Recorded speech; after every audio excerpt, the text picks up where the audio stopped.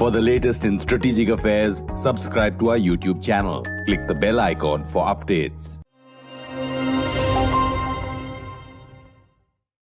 Hello and welcome to StratNewsGlobal and welcome to this special series on climate change.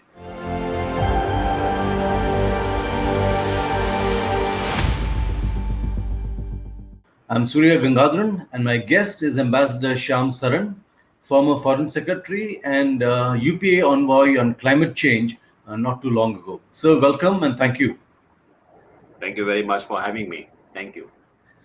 Sir, as we look forward to the Glasgow Climate Change Summit, what would you define as India's priorities, challenges going forward? Well, the first challenge will be that there will be a tremendous amount of pressure, which actually already is being put on India to sign on to what is known as global as net zero. That is, by 2050, that we should commit ourselves not to have any kind of incremental increase in our carbon emissions. And as you know, several countries have already signed on to this. These are mostly the developed countries. Europe, for example, Biden has also indicated that the US will sign on to it. China has said that it will sign on to it, but for 2060. So there is a considerable amount of pressure being put on India, which is today the third largest emitter in the world, to also sign on to the same goal. Now, this may have important implications with regard to our developmental prospects, but that is the one-point agenda which most of the developed countries have with respect to what can be achieved at Glasgow. And I would presume that John Kerry's visit, I think, is going to happen fairly soon, would be to up the pressure, get India to sign on there. I have no doubt about that. That is going around the world trying to, convince various countries, most of the major economies at least, that we have to increase the level of our ambition, and that we should have as many countries as possible, in fact, pledge not to go beyond 2050 with regard to incremental emissions. Would you say we are China is in a better position to, check this American pressure, or are we in the same position? We can push back. What consequences? Well, we have to push back. That is my view, because, as I said, we should not do anything which constrains our developmental prospect. That's the first priority for India. But as far as China is concerned, it is in a good place because most of its, high energy intensive phase of development is already over. It is already, in a sense, a mature economy.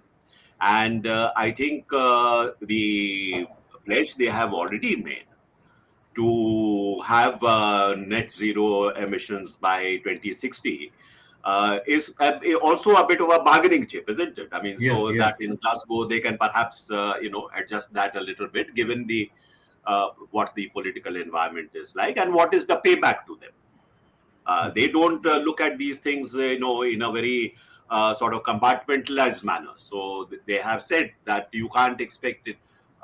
China to cooperate on climate change goals, while you are going to be, sort of undermining China's interests in other fields.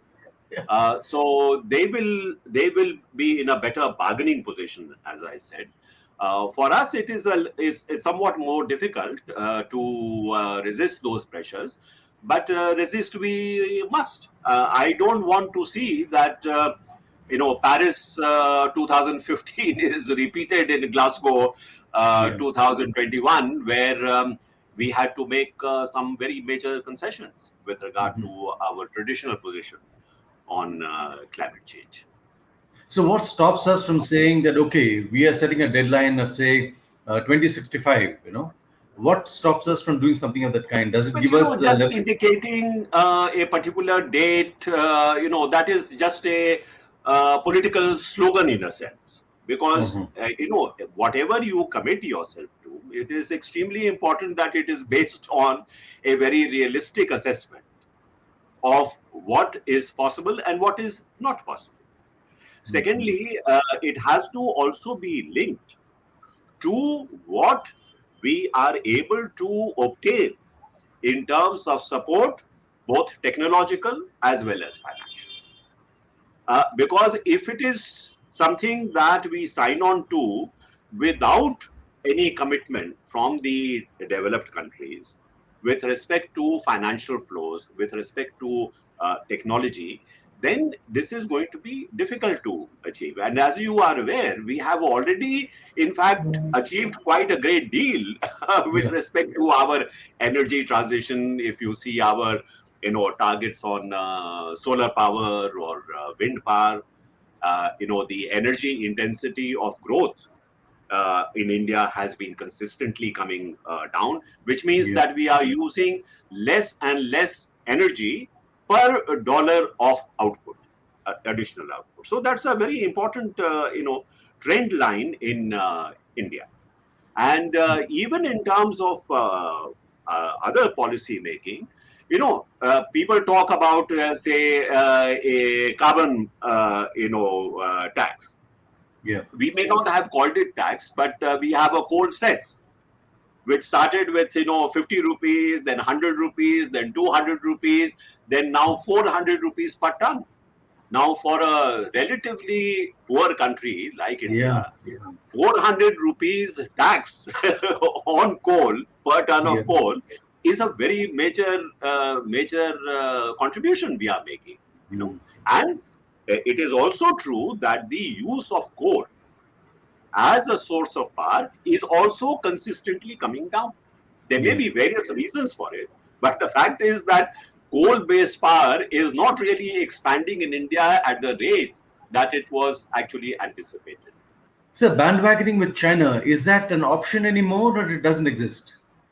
No, I don't think that option exists, because by the time we come to 2015, the convergence of interest between India and China had already, in a sense, dissipated. So 2009 was the high point at Copenhagen, where we actually worked together as basic countries, South Africa, Brazil, India, China. These were the countries which held together and resisted the tremendous pressure which was being put on us by the developed countries.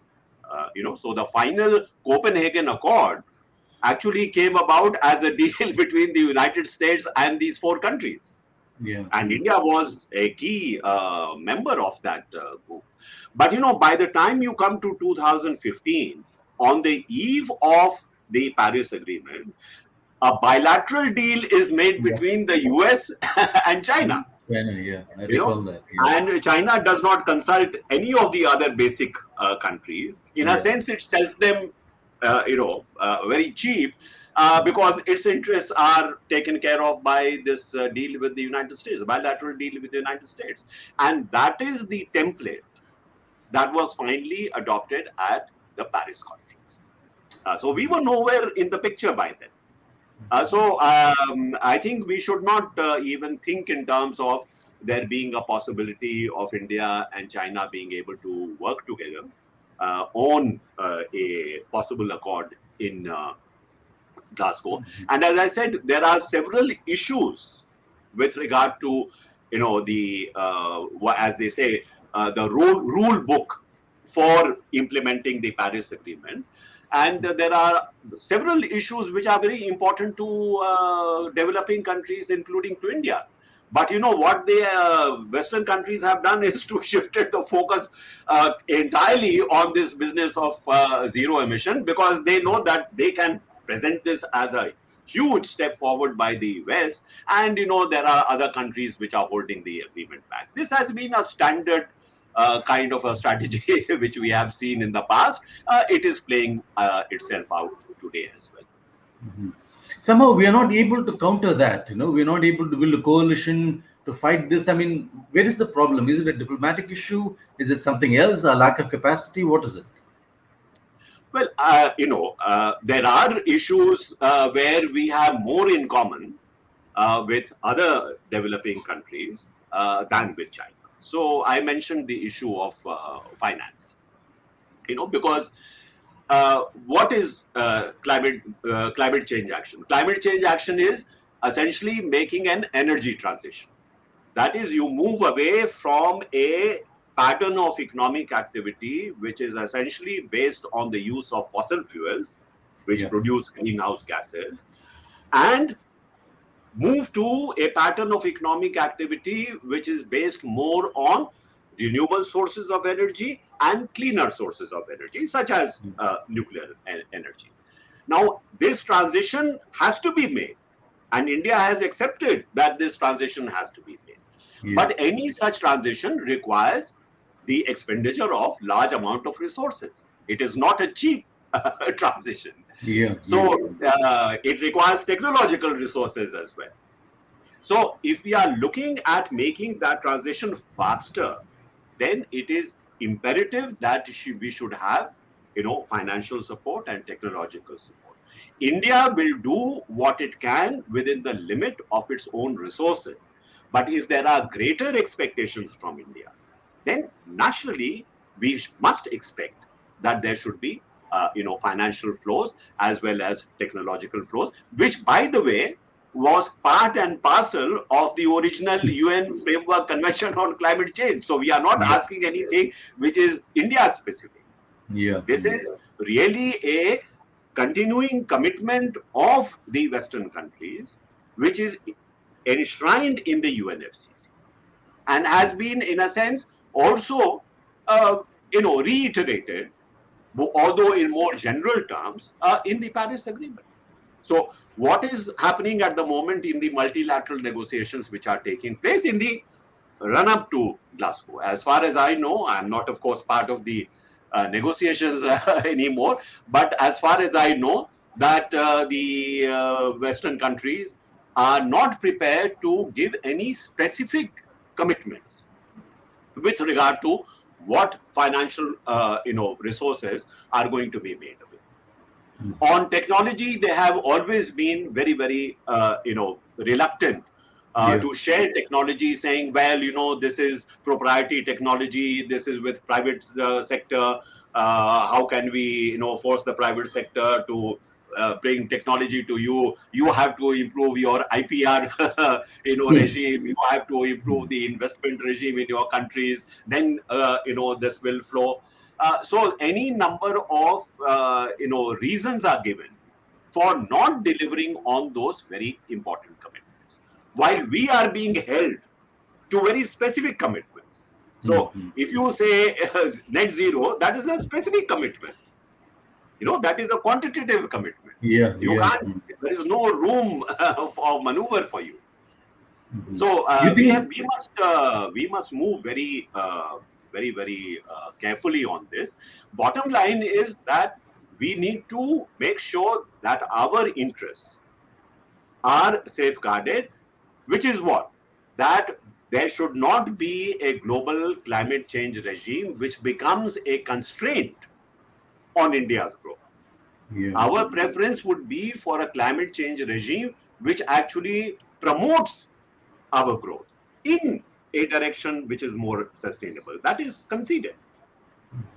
But this is, as I said, this is also today the challenge before a large number of other developing countries. So is India able to mobilize opinion within that constituency and give voice to their concerns, champion their cause? Because China is not in that category anymore. Even though it may say that it is developing countries, it is not. So yes, you are right that perhaps we should reorient our climate diplomacy towards really reaching out to what has been our traditional constituency. It is we who have moved away from them by saying we have a seat at the high table. No, seat at the high table means nothing if you are not able to use that seat at the high table to promote your interests.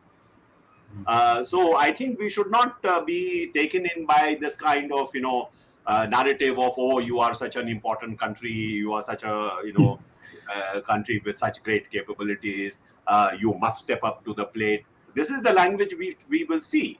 So I think we should resist that. Oh yes, we are such an important country, everybody is coming to us, trying to get us on board. Getting on board should not be a matter of whether this improves our international status and image.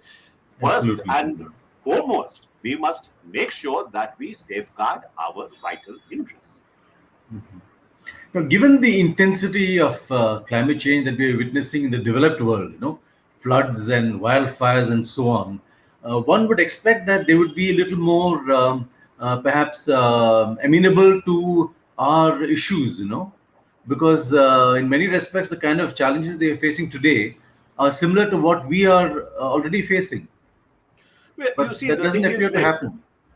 If you are looking at the global scene, uh, India is, as I acknowledged, India is the third largest emitter of greenhouse gases. Yeah. The concern in most developed countries is not so much what it is today, but what it will become in the next, say, 10 years, 20 years, 30 years. Because if we have a 7% or 8% rate of growth, say for the next 20, 30 years, and this is not sort of fueled mainly by renewable energy or clean sources of energy, naturally there will be a higher use of fossil fuels. So the argument is that if India does not restrain its emissions today, the world will face a much more difficult challenge going forward. While as far as we are concerned, yes, we may have been responsible for higher emissions in the past, but our emissions are coming down, which is a fact. Their emissions are coming down. And they will applaud China because China, while China's emissions have been now the highest in the world, it is committing itself to plateauing and coming down. India cannot afford at this point of time to say that we will plateau and come down, because that is only at the cost of much lower rate of growth. So there is a disconnect between what our interests are at this point of time and what the interests of the developed countries are. And the second point I would like to make is that while there is this narrow focus on emissions, the fact is that now climate change is become part and parcel of a much larger ecological challenge. It is not just climate change. It is how climate change is getting linked to things like deforestation. It is getting linked to the fact that there are health consequences because of the ecological degradation which is taking place. The pandemic that we are going through at the end of the day is also a consequence of ecological degradation. If forests are disappearing, the human population is coming more and more in contact with wilder species who harbor different kinds of viruses which are not familiar to us. This is the reason. So we may treat it as a health challenge, but at the end of the day, it is an ecological challenge. So the time has also come to look at climate change not as a singular issue, but as a issue within a much larger interconnected set of challenges. And the ecological challenge is really what we should be dealing with, not just climate change. So I think India is in a very good position to be able to present that larger perspective at Glasgow, to make people aware that what we are dealing with is something much greater than, in fact, climate change. You are also going to have very soon after Glasgow, you are going to have the biodiversity convention. And there you see that the position taken by the developed countries is the opposite of what is being done at the climate change conference, because they are resisting any kind of limitation that we want to put in the exploitation of biodiversity resources. For example, the use of germplasm from wild species. Mostly they are now available only in developing countries. Yeah. So that exploitation, they want to preserve their right to. They don't want to give anything, in that respect to their developing countries. And here they are trying to limit your, developmental prospects. So I think first order of business is, do we fully understand the scope of the challenge which we are facing, which is beyond climate change? Yeah. And secondly, are we able to mobilize a large enough constituency which is not only aware of these interconnected challenges, but is ready to work together? It's not only a negative thing of resisting what is being put on you, but to be able to put a different agenda on the table. Not merely say no, but say, here is an alternative. Yeah. Do you see signs that an alternative is being worked on or has been offered? Are we trying to build a new coalition again? Well, as I said, I'm at a disadvantage in answering this question because I'm not in, the ministry anymore. But I would hope that that does take place, because my own experience in Copenhagen was that, we may have been able to perhaps do better, not only at Copenhagen, but at subsequent climate meetings, if we had consciously gone about identifying our interests with the larger community of developing countries. In fact, we left them to be influenced by the narrative from the Western countries, who are basically telling them, see, these are these big countries which don't want to accept any kind of limitation on them, but tomorrow small island states, you will disappear because India and China are not ready to limit their emissions.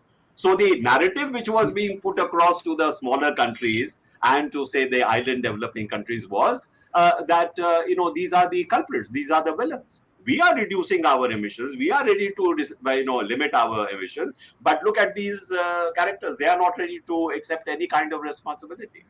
And we allowed that narrative to take hold. I mean, we didn't have a strategy to fight this. We didn't know this was happening, or it was Because, just because as I mentioned to you, I mean, I'm being very blunt and honest.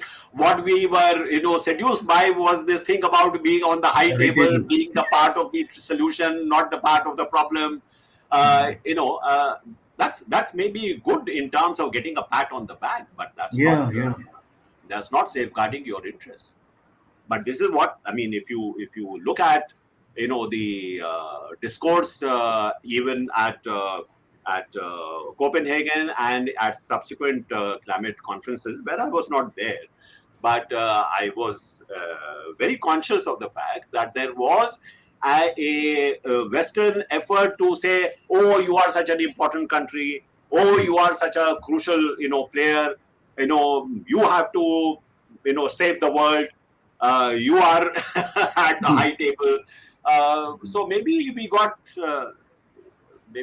influenced by that and said, we are no longer part of the hoi polloi or the large constituency of these developing countries. We are in a different league altogether. You are not in a different league. So would you say that from the time when you were climate envoy to today, would you say in that sense that the Indian strategy or the thinking has changed considerably on the entire climate negotiations? Well, I don't know what the sort of thinking is within this government, but I can see that the government has placed climate change pretty high up on the national agenda, at least. Yeah. Because if we have committed ourselves to very ambitious solar power goals or wind power, or we are talking about much higher levels of energy efficiency. We are, also talking about, how do we make certain that we have the adaptive capability, because climate change is already taking place. It's not something Yeah, in it the is future. happening. Yeah. So we have to also adapt to climate change, which is already taking place. So the action to protect our, for example, coastal regions, which may be, affected by the rise in sea level. We have to think in terms of both internal climate-induced migration, but also cross-border migration as a result of climate change. Particularly low-lying coastal areas, whether it is in Bangladesh or India or Sri Lanka or the Maldives, it will induce a large-scale migration of affected populations. Are we prepared, well prepared to deal with that? I'm not so certain, but there is from what I can see, there is an awareness that this is a big challenge, and I think the Prime Minister himself has put his weight behind. Much more ambitious climate change action. But I would hope that, a much broader strategy, as I mentioned to you, because I feel today it is no longer just climate change. We have to look at the larger ecological challenge, and this is a part and parcel of that larger ecological challenge. Because in India, what climate change is doing is to exacerbate all the tensions which are inherent in rapid economic and social development. You see, it is not something which you can put in a separate box. Yeah. It is enmeshed with your whole developmental trajectory. So we must be mindful of the fact that we look at this in a larger ecological perspective. So to give you an example, I hear now with considerable concern that we are going in for large-scale palm oil cultivation. Yeah. Now, large areas of forests, for example, in the northeast, may be in fact destroyed in order to plant, palm oil, and get over this issue of ecology by describing a plantation of oil palms as forest, as if you have merely by changing the label you have solved that problem. Those to me are bigger issues. Or for example, the development of hydro power without adequate safeguards. When you look at, for example, Uttarakhand and Himachal, their very fragile Himalayan ecology is being degraded. And you see the kind of effects which you have: massive landslides taking place, flash floods taking place. These are maybe not climate change as such, but they are linked to climate change. True. Yeah. And if you have, through this Himalayan zone, if you are going to have, say, melting of glaciers taking place at a much faster rate than we have seen now, you are going to have impacts on the livelihoods of something like 500, 600 million people living in the Indo-Gangetic plains. Now, these are the kind of things that we should be actually thinking about. So, not to look at, let us deal with melting of glacier. Second, let us look at what's happening with the rivers. Let us look at what is happening with our forests. These are all interconnected issues. It is not possible today to deal with them unless you are conscious of the feedback loops which exist amongst these different domains. Water, for example, has become a huge issue. Yeah. Now, why has water become a huge issue? India should not have a water problem. True. But it does, because, the issue of water has got linked to all these other issues that I'm talking about. If you cut down forests, water supplies go down. Yeah. If there is no recharging of the soil with water which comes as rain, if it is all runoff water, then you will have this problem. This is what is happening in many areas in India. So you need, I think, a body or your group of people who are able to take this much larger view. not only see the interconnections, but bring those interconnections out in the open, so that we don't take decisions which are Piecemeal. compartmentalized, and we don't know what the consequences will be in some other domain. So this is why I say, rather than looking for a climate change regime, we should be looking at an ecology regime, both nationally as well as internationally. So, last question. I mean, you've been a diplomat so many years. Would you say that this entire climate change, the entire issues concerned with climate change are again a huge exercise in big power politics? It's all about preserving the status quo in some sense. It has always been about politics. So, any negotiations, it may appear that, oh, this is a very technical issue, but at the end of the day, of course, it is a major, political issue, and a political issue which gets linked to, as you said, what is the global ranking, power ranking in a sense, because those who are more powerful will try to obviously, push their interests and have the ability to push those interests. What is the response from countries like India, who do not have so much power? Only way you can compensate for that, which is what Mr. Nehru tried to do with the non-aligned movement, was we are weak, but if we husband our resources together, then perhaps we have a chance. That we can right the balance to some extent. So we should not forget that aspect. Whatever issue you may have with Mr. Nehru and his foreign policy, that particular principle that we should try and advance India's interests in cooperation with, in collaboration with the large constituency of countries which share our interests, which have convergent interests with us. So that dimension of India's foreign policy needs to be revived and should be expanded. I mean, that's not only with respect to climate change. I think this relates to many other issues. So the first order of business, as I said, as a diplomat, I would say, first you decide what your vital interests are, what needs to be safeguarded. Then you go about thinking about how packaging it, or how do you, deliver on that. What is the best way of delivering on that? So it's like a weapon and a delivery system. The weapon is the right kind of policy that safeguards your interest. The delivery system is how best do I implement. So the delivery system that I'm talking about in respect of climate change is, as I said, the revival of our much deeper collaboration with the constituency of developing countries. Don't forget that most of the developing countries have looked to India as giving them the lead.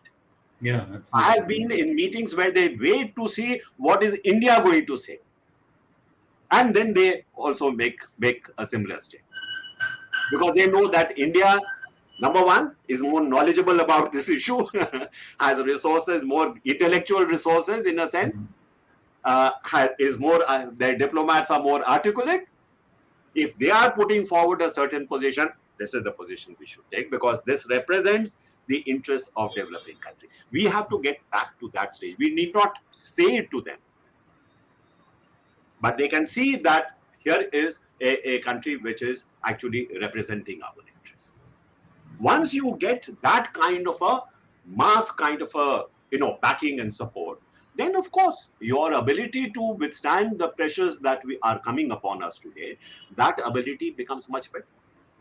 Countries come to you not because by giving you a pat on the back and saying you are a great power, step up to the plate, they will get you to do what you want, but they will come to you because they know that they can't get anything through in a multilateral context, because you influence the opinion of the largest constituency of countries. That is what we should be doing. Ambassador Saran, on that note, thank you very much. As always, a pleasure talking to you, sir. This climate change series is something we'll be continuing with. and hopefully we'll have more conversations on this. Thank you very much, Certainly. sir. I think it is a very important subject, and I must compliment you for getting our attention focused on this and on different aspects of this. Thank you very much. Thank you, sir. Pleasure talking to you. Okay. And for all of you out there who are following us on social media, on our website, do subscribe to our channel. Continue with your comments, observations, and questions. Thank you and good night.